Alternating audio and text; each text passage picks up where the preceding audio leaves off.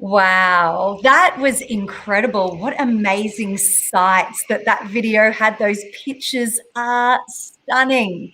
Welcome to today's live event. We are going to talk all about the Larapinta track. And you might be asking, well, where is this incredible track in our incredible country? Well, we've got one of our partners here today, Cam from 100% Adventure, and he is about to tell us all about this incredible trek, what you can expect, and what the feedback is from his customers. They go out on a regular basis. So, Cam, welcome and thank you so much for joining us. Hey, Cassandra, thanks for having me. And greetings from Alice Springs in the Northern Territory of Australia. Yeah, hello. Gosh, it looks nice and warm there today. It's not too bad. It's a good day. Yeah. It's probably mid-20s. Perfect hiking conditions for where we are at the moment. Cool at night, nice and warm during the day. So probably a good place to escape the cold winter months on the East Coast up here right now. Oh gosh, absolutely. And I love that you're coming to us live from Alice Springs. And that's a reminder to all of our viewers today. We are live. Cam is there. So if you do have any questions, please pop them in the comments below. I can see them and I'm more than happy to ask them on your behalf. Don't forget to say hello. Where are you in our beautiful country today? Or perhaps you are watching from New Zealand. Hello to our friends over the ditch. So, Cam, the Larapinta track or trail, however you'd like to refer to it, is probably not one that's known by many, but certainly one of the top 20 treks that you can actually do in the whole world. So tell me, whereabouts is that and where do you go? So Larapinta, as you just alluded to, is in the top 20 treks in the world. It competes with treks all through Europe. You're looking at places in Nepal, other parts of Asia. There's some of the big treks in New Zealand, and this one trek here in our own backyard competes with each and every one of them. The full trail is 230 kilometres in distance, and it goes from Alice Springs to the west along the West MacDonnell Ranges. The West MacDonnell Ranges is a significantly historic part of Australia's history. John McDougal Stewart is a South Australian adventurer who explored through this area in the 1860s and 1870s. He was competing with the infamous Burke and Wills to try to be the first group of people to cross the continent. And what he also set out to do was to create the overland telegraph line from Adelaide to Darwin. And what that meant when that line went through was that a Morse code message to England would take 4 to 5 hours, not 4 to 5 months on a ship. So we follow the history, we follow the traditions, and we walk through the Arunda, which is the local Indigenous lands, and we learn all about the Dreamtime stories and look at some of those images that you just saw in the video just then. Oh my God, I'm sold. I just that one, paragraph there is just absolutely inspiring. I love that you follow some of the Australian history, both, modern and past, and you do have time with the Indigenous culture as well while you're out on the Larapinta track. You did say 230 kilometres. That has made me a little bit nervous. How much are we actually walking every day? So on our adventures that Inspired is doing with 100%, what we'll be doing is 130 kilometres of that over 6 nights and 7 days. There's no need to carry heavy backpacks or all of your equipment. We've got a world-class eco campsite set up in the middle, and each day we transport you to your start and finish points on our air-conditioned troop carrier vehicles, and you come home every night to your own bed in your own 4-person size safari-style tent, with bush cooking done for you, a hot shower and an instant gas hot water system. You've got the ability to wake up in a nice cozy mattress and head off each day to go and explore the wilderness. Okay, that sounds all right to me. So that's about 20 kilometres a day. I'm just calculating this. Can I handle it? Yes, I can. And I think most people can. On average. On average, what is the terrain like? And do people actually need to train for these hikes?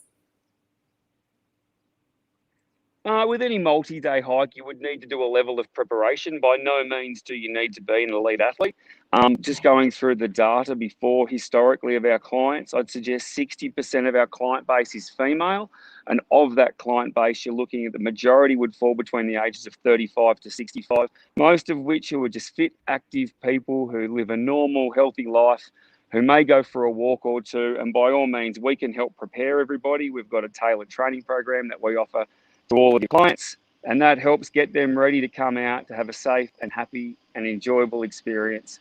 The terrain, to answer that question, day one and 2 is relatively flat. You're looking at roughly 16 kilometres per day with some minor hills. Day 3 starts to get a bit more serious with some more technical walking, but by then you've warmed up to the experience.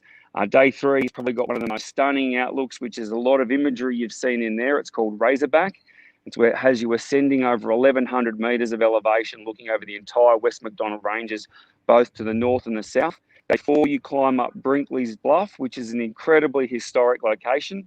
That's where John Stewart actually climbed and did a reconnaissance mission looking for the overland telegraph line. Day 5 has another climb which gets over 1,100 metres. So you're only really climbing 400 metres in elevation on those days. But day 5 for me is particularly special. You look to the north over the Hamilton Downs Homestead, which was once where the horses were broken for the light horse for World War One. So as you mentioned, it's incredibly historic. It's stunning. And not only with the view, but the cultural experience you'll get with it as well. We've got a remarkable relationship with the team out at Stanley Chasm, who are the traditional landowners out there. And we go and visit and do cultural experiences with them, where you'll learn all about the dream time. We've got some other of our Indigenous friends come and hang out by the campfires at night time and talk to you about their stories and their background. We've got one of the men who comes out is a member of the Stolen Generation, and he talks about his story. And it's all done in a very nice but educational way, where you learn about these remarkable people and how they've survived.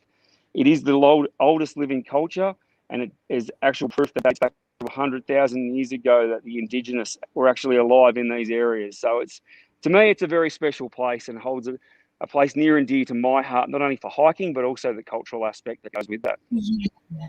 That's incredible. What a remarkable way to really learn about the history of our country and to really hear from Indigenous cultures. That's really, really special. I'm so glad you brought that up. Cam, I'm sure you've said comfortable bed a couple of times and you've said campsite, and I heard hot water in there, I'm sure, as well. So tell me a little bit more about the campsite itself. You did. So the camp, we've got 10 4-person size tents set up in the campsite. Each person has their own. There's no tent sharing unless you choose to share a tent.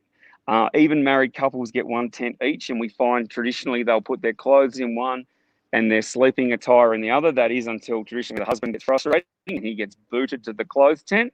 But everyone's got their own tent space. It's all marked out. We've got 2 instant gas hot water hard standing showers, so you're not in a tent. You're actually in a building which has an open roof and looks over the sunset onto the Red Hills as the sun goes down in the afternoon. We do have toilet facilities out there. The fact that we don't stay on the edge of the trail and we have our own camp means we are allowed to have a campfire where traditionally you're not. And we find most afternoon everyone grabs a cup of tea and a snack and they'll sit around and relax, reflecting on the day around the campfire as dinner's being prepared for them. Yeah, I think that sounds really comfortable. I could do that. And don't forget, we are live here today. Comfortable hiking. It's comfortable hiking. I like it. We are live here today. Hello to everybody watching from all around Australia and New Zealand. Don't forget to say hi. Hello to Laura from Melbourne. Yes, this hike looks beautiful. And stay on, Laura, when we're finished the conversation here with Cam, because we have the rest of that video to play for you. And some of those images, especially at Uluru, are really quite special. I'm going to get on to Uluru in a minute. Brendan says, love it. Walking trips are a great way to see the destination, and I'm so pleased that it's for all fitness levels. Absolutely, Brendan, completely agree with you. Food. I noticed that all meals are included on the hike. Tell me about the food that we're going to enjoy, Cam. I had to write this down because I would have forgotten it all. But each morning you get woken up. I know on the last trip my son happened to be out here and he was gently waking everybody up and asking them what coffee, tea, Milo they'd like in the morning and how they had it. So everyone had a hot drink waiting for them when they came out of their tent. Breakfast, traditionally looking at cereals, berries. We do bacon and eggs on request. We do pancakes. We get them out there every day. Everyone receives a lunch pack. In that lunch pack, you traditionally have a salty snack of some description, be it popcorn, pretzels, chips. It comes with two salad wraps, which would contain meat for the meat eaters out there. It usually has a piece of fruit and or a muesli bar. People take that with them through the day. Afternoon snacks, you'll get biscuits, crackers, cheeses, dips come out in the afternoon. And dinner, this is what I had to write down, otherwise I would have forgotten. This is last week's menu. We had campfire cooked roast with fire-baked veggies with honey green veg and carrots. Had ossobuco another night with polenta and veg. We had a slow-cooked chicken and vegetable soup, which slow-cooked all day over the campfire in the camp ovens. Curried chicken and veg. We did have a barbecue night. Here's one where it starts to get a little bit fancy. Tuscan pulled pork soft-shell tacos with salad there. We had a spaghetti night. We had a chicken carbonara night. We've also had barbecue pork with Asian-style slaw dressings. Lamb shanks with fire-roasted veg was another night. That's including campfire-made dampers. But here's where it gets really good, Cassandra. Last week, and this blew my mind, for desserts, we had bread and butter pudding one night, tiramisu, a truffle, campfire-made cakes, a Mars bar slice, and fire-cooked Anzac biscuits. And that's on top of an arrangement of berries, pineapples, melons, apples, oranges, mandarins, and bananas, all on offer. So we do take it serious. We can cater for vegetarians, vegans, celiacs, or any other intolerance or allergy you may have. My business partner, Nick, his wife is a celiac and his son has a nut allergy, and I'm actually lactose intolerant. So we do take this seriously. And when we cook, all of our camp cooks wear gloves to prevent contamination. So we try and take it serious whilst putting on a culinary delight in the bush. Yeah, I really think you have, and I don't think anyone's going to go starving there. Plenty of energy food to keep you going for the trek.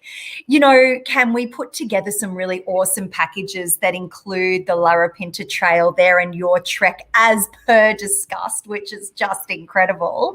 We actually do have a great 10-day package, which people can find on our website right now. It includes your trek. It includes 3 nights in Alice Springs, and we do use a 4-star hotel there for the 3 nights in Alice Springs. We also do a most spectacular outback balloon flight included in the price. And I really think you'll agree that that tops off what has been an exceptional experience.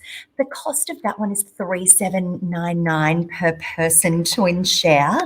And the other one, and I do want to mention this if I may, because I said I'd come back to Uluru, and this is a point that I want to make and what you will see on the rest of this video if you stay tuned to the end, which I really encourage you to. The imagery is just amazing.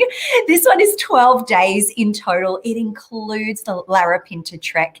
It includes 2 nights at Alice Springs, and it includes 3 nights at Uluru, where we also do a circumnavigation of the rock. So your walking journey hasn't finished. You finish off with a very iconic 12 kilometres, I think it is, around Uluru, and that is $4,899. Look, our product team know how to put holidays together, and I think they are brilliant.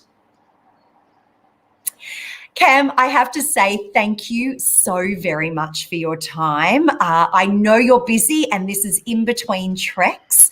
I'm grateful to have you live from Alice Springs. It's always fun. It's always fun when I'm rugged up inside and somebody's out there in 20 degree weather in the sunshine. But hey, it gives me a reason to book. I am sure we will have other questions, posted in the comments as time goes on. And if they are tricky, curly ones, still put them in there, because we'll reach out to Cam and get those answered if we don't know the answers for you.